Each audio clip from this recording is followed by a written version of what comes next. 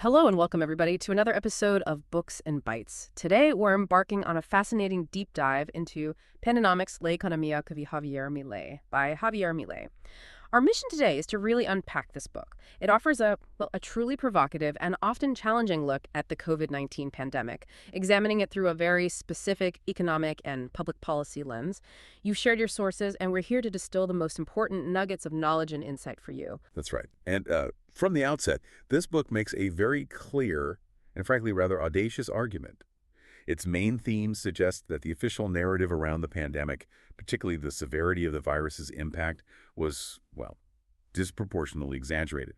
The authors contend that the state-imposed measures, things like widespread lockdowns and excessive government intervention, constituted a remedy that was in fact far worse than the disease itself, especially when considering the devastating effects on the economy and individual liberties.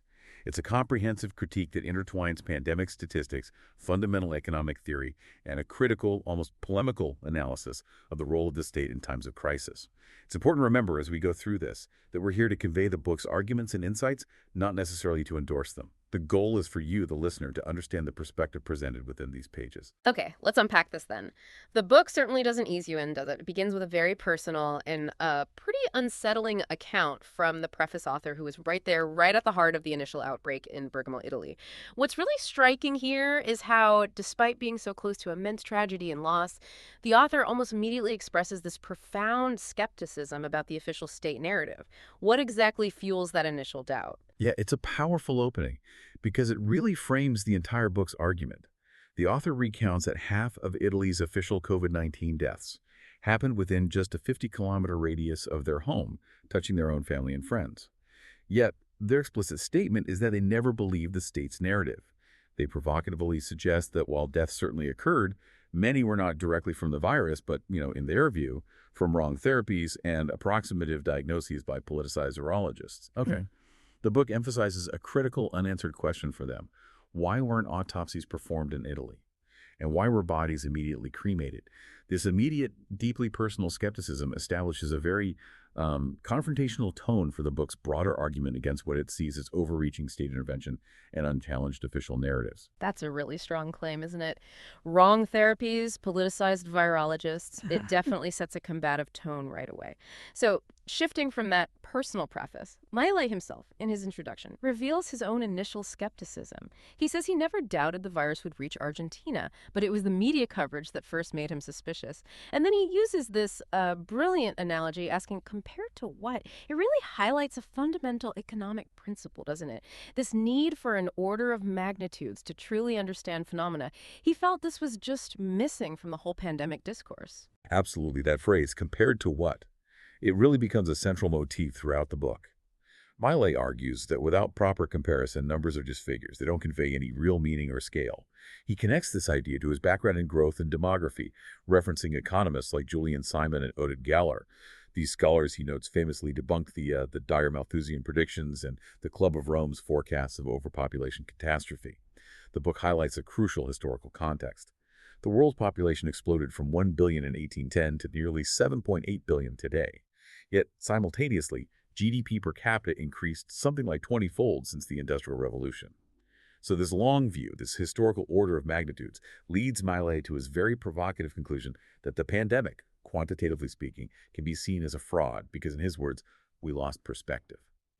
The emphasis isn't really on whether the virus was real, but more on whether its perceived scale of threat was accurately communicated relative to other global phenomena. Okay, so if that's the core argument, that perspective was lost, what does this mean when we look at the actual numbers the book presents? It really leans into the raw data to drive its point home, right? It does, yeah, and it uses some pretty striking comparisons.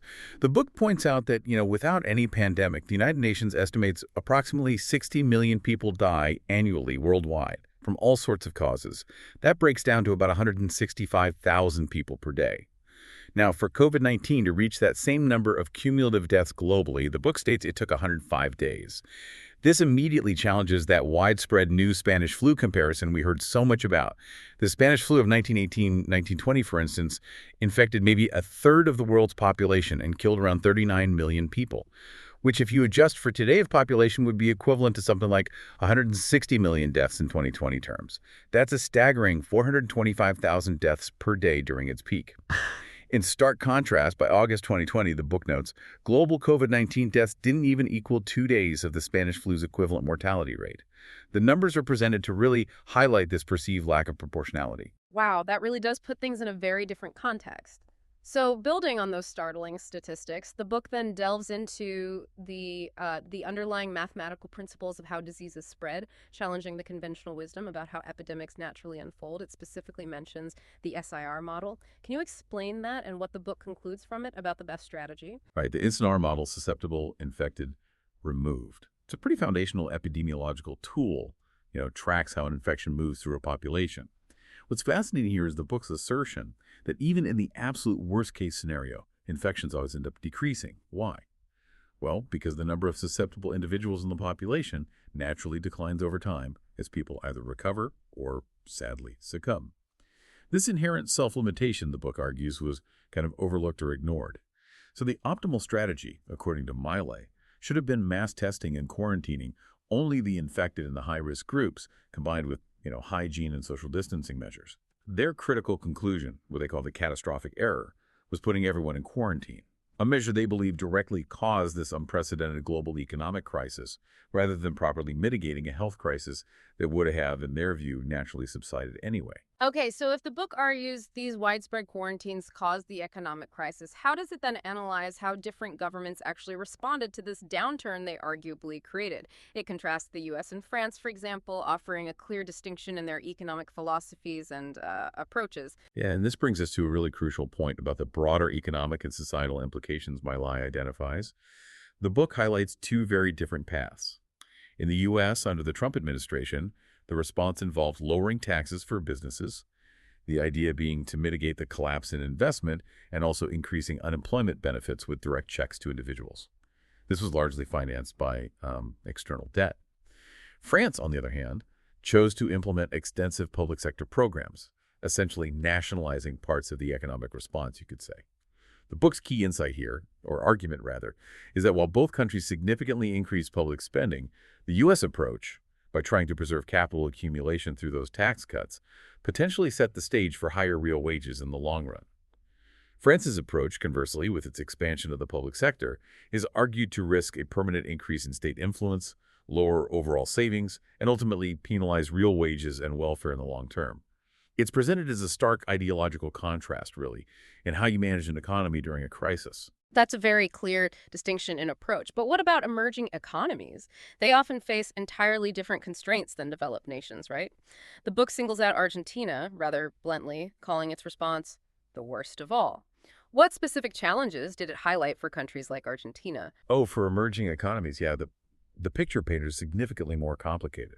The book details several critical challenges: a massive capital flight towards safer, developed assets, a sharp increase in country risk perception, and a dramatic collapse in real investment.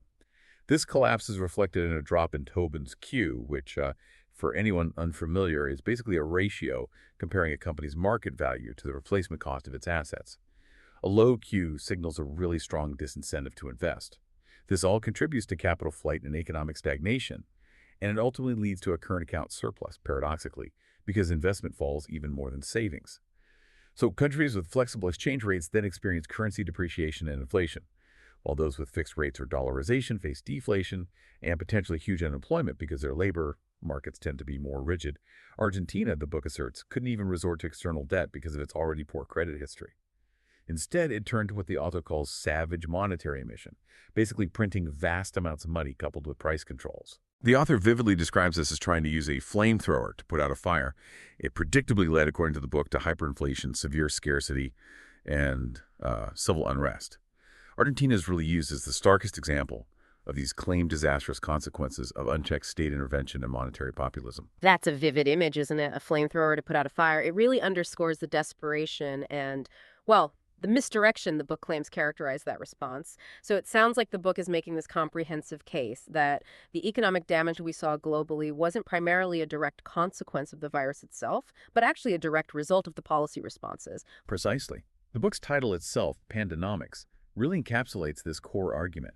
The economics of the pandemic were shaped by the response, not just the disease. It backs this up with an econometric study by Robert J. Barrow, Jose Eversua, and Joanna Wang, which looked at the economic impact of the 1918 Spanish flu. That historical event caused about a 6% fall in GDP per capita and an 8% drop in consumption per capita. The book uses these figures to argue that if COVID-19 actually possessed similar lethality, the economic contraction would probably be comparable. However, given the actual COVID-19 mortality numbers, which the book estimates are like 156 times lower than the Spanish flu equivalent, the authors conclude that the vast majority of the global GDP contraction is attributable to the quarantine measures, not the virus. This is where they controversially label the situation a fraudemia, a term really intended to emphasize their belief that the threat was deliberately exaggerated, leading to these disproportionate and damaging responses. Again, this is the book's specific, highly critical framing. Right. And this leads directly into that whole lives versus livelihoods debate, which became such a pervasive and often agonizing public discussion during the pandemic. How does the book engage with that perceived dilemma? Well, the book argues very strongly that lives versus livelihoods is actually a false dilemma. It cites data from the World Food Program, noting that 135 million people were already food insecure before COVID-19 even hit. The extreme quarantine measures, by paralyzing production and disrupting supply chains, risk causing more deaths from hunger and other preventable causes, things like missed vaccinations or untreated diseases, than from the virus itself. The book makes a really stark and provocative claim. If everyone were confined indefinitely and all production just stopped, the entire human race would perish. This is meant to underscore its point that economic activity, production, and liberty aren't somehow secondary to life, but are actually fundamental to sustaining it. That's a very direct challenge to a widely accepted public health approach, isn't it? What's fascinating here is how the book then links this entire analysis to broader ideological points about the state, free markets, and even suggests a kind of historical pattern between plagues and the expansion of state power. It absolutely does. There's a whole section titled Pandemic and Socialism, where it posits that throughout history, plagues and major crises has often been followed by increased state control and collective action, which the book explicitly equates with socialist tendencies. It champions property rights, free markets, and critically, the role of profit. It frames profits not as exploitation, but as the essential prize for entrepreneurs who identify and correct market imbalances, which ultimately benefits consumers through innovation and efficiency, and workers through job creation. Conversely, it vehemently criticizes price controls, citing, quote, 4,000 years of price controls and wages as just uniform failures, invariably leading to scarcity, black markets, corruption, and increased state repression. The argument is basically that free markets are the true solution, even in times of crisis, and that state intervention just makes things worse. It doesn't solve the underlying problems. And on the issue of inflation, which became such a huge global concern post-pandemic, the book clearly aligns with a very specific economic viewpoint, doesn't it? The monetarist view. It holds a very firm monetarist stance, yes, strongly reiterating Milton Friedman's famous axiom, inflation is always and everywhere a monetary phenomenon, which means it attributes inflation pretty much entirely to an increase in the money supply that outpaces the demand for money in the economy.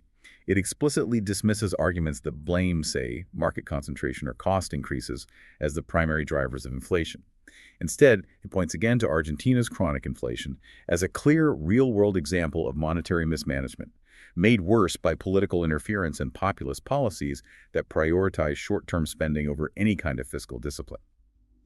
The book predicts, quite starkly actually, hyperinflation if monetary emission continues unchecked, reinforcing its consistent message about the dangers of unchecked state power over economic fundamentals. Okay, and finally, the book shifts gears slightly to demography, which seems like a big picture way to reinforce its core arguments about perspective and proportionality. What does it emphasize there?